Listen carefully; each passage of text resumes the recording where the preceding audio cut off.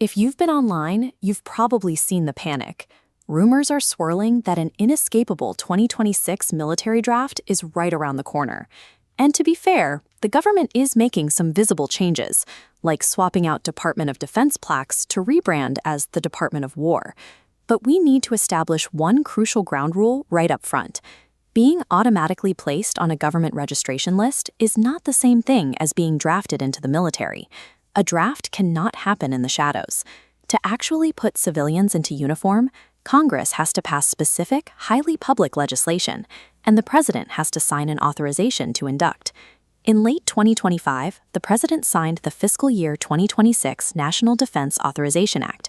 It eliminates a century-old system where individuals manually fill out selective service forms, shifting the entire responsibility onto the government. This chart shows annual Selective Service Registration compliance. You can see a steep drop in recent years, hitting a low of just 81%. This decline happened largely because the registration requirement was removed from federal student aid applications in 2022. To fix those missing numbers, the Selective Service System is rolling out an administrative patch. Starting in December 2026, they will scrape existing federal and state databases, like the DMV and Social Security, to automatically enroll eligible residents. Because the system pulls from existing records, it's going to sweep up almost every male citizen and immigrant residing in the U.S. between the ages of 18 and 25. This flowchart illustrates the exact priority order for a draft lottery. Despite internet myths, 18-year-olds are not sent first. Instead, 20-year-olds are drafted first. The priority climbs up to 25, then drops down to 19, and finally 18. Even if your birth date is pulled, an induction notice doesn't immediately hand you a rifle.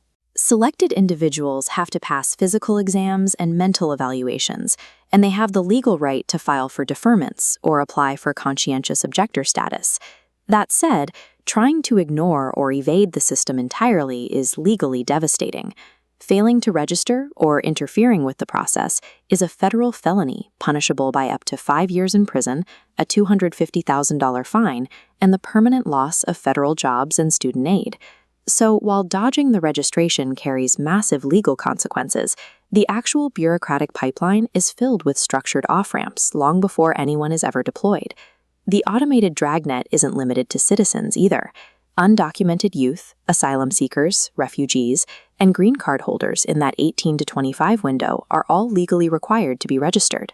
There is one strict exception. If residing in the U.S. on a valid non-immigrant visa, like an international student or a temporary tourist, you are completely exempt from the list.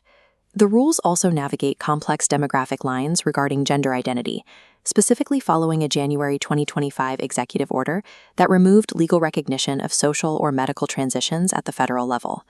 Because of this, the Selective Service operates on a rigid biological mandate.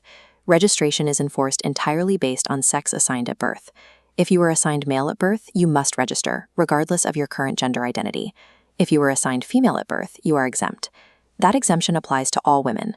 Despite intense legislative debates and the integration of women into combat roles in 2015, the law still shields women from the general draft.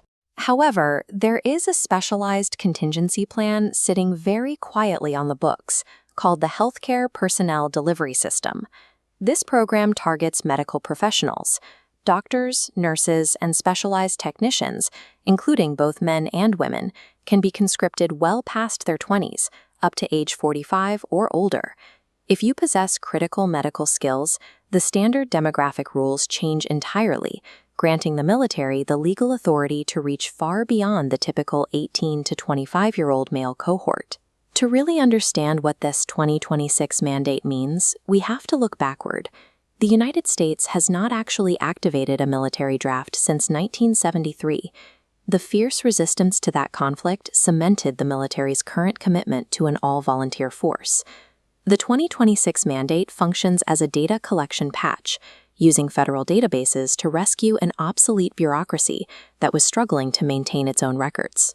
Understanding your specific legal status is the best way to navigate this change. Know the actual rules, skip the algorithm-driven doom scrolling, and subscribe to this channel so we can keep you informed with factual explainers.